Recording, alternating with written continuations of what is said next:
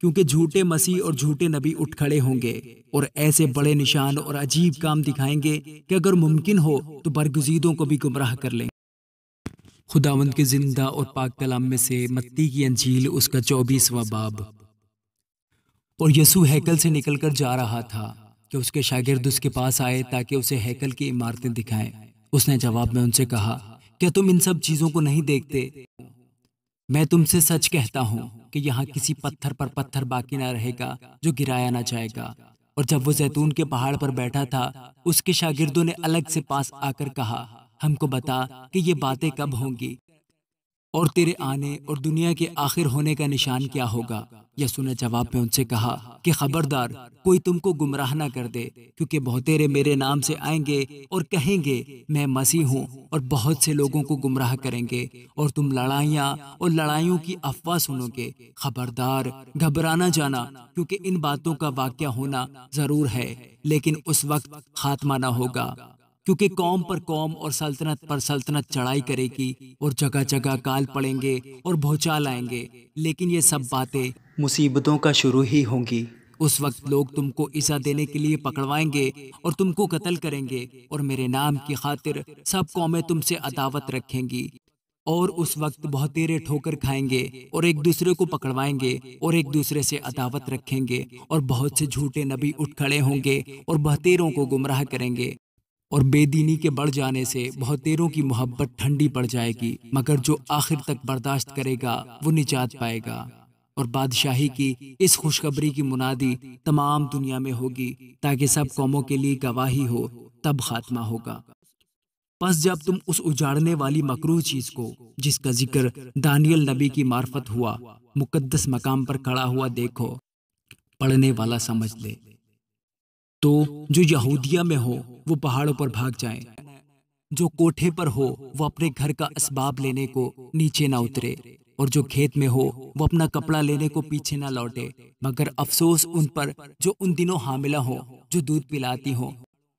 پس دعا کرو کہ تم کو جاڑوں میں یا سبت کے دن بھاگنا نہ پڑے، کیونکہ اس وقت ایسی بڑی مصیبت ہوگی کہ دنیا کے شروع سے نہ اب تک ہوئی نہ کبھی ہوگی۔ اور اگر وہ دن گھٹائے نہ جاتے تو کوئی بشر نہ بچتا، مگر برگزیدوں کی خاطر وہ دن گھٹائے جائیں گے۔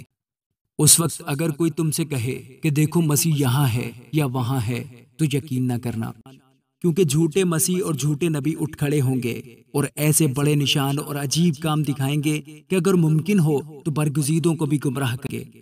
دیکھو میں نے پہلے ہی تم سے کہہ دیا ہے۔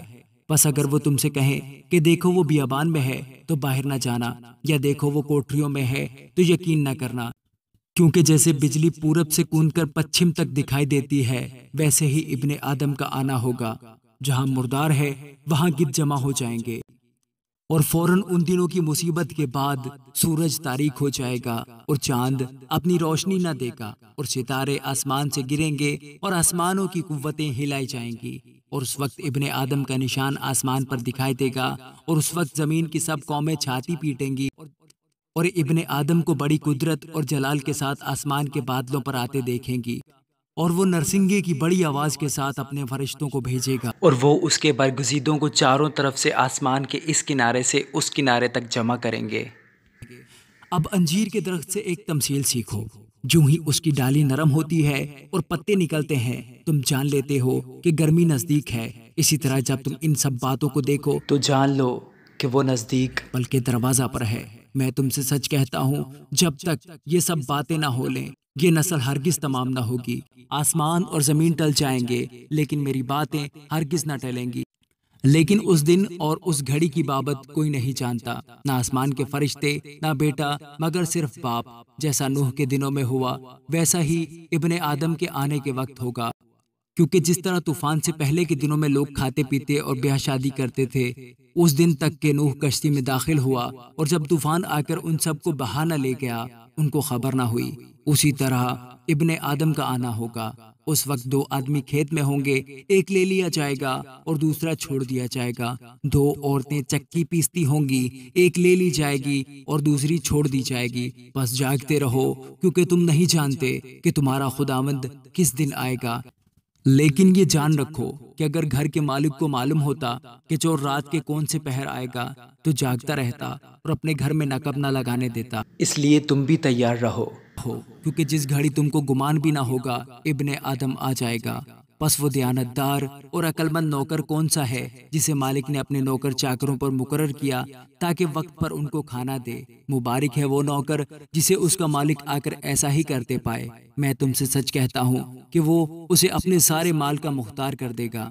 لیکن اگر وہ خراب نوکر اپنے دل میں یہ کہہ کر کہ میرے مالک کے آنے میں دیر ہے اپنے ہم خدمتوں کو مارنا شروع کرے اور شرابیوں کے ساتھ کھائے پیے، تو اس نوکر کا مالک ایسے دن کے وہ اس کی راہ نہ دیکھتا ہو، ایسی گھڑی کہ وہ نہ جانتا ہو آ موجود ہوگا اور خوب کوڑے لگا کر اس کو ریاکاروں میں شامل کرے گا۔ وہاں رونا اور دانت پیسنا ہوگا۔ آمین۔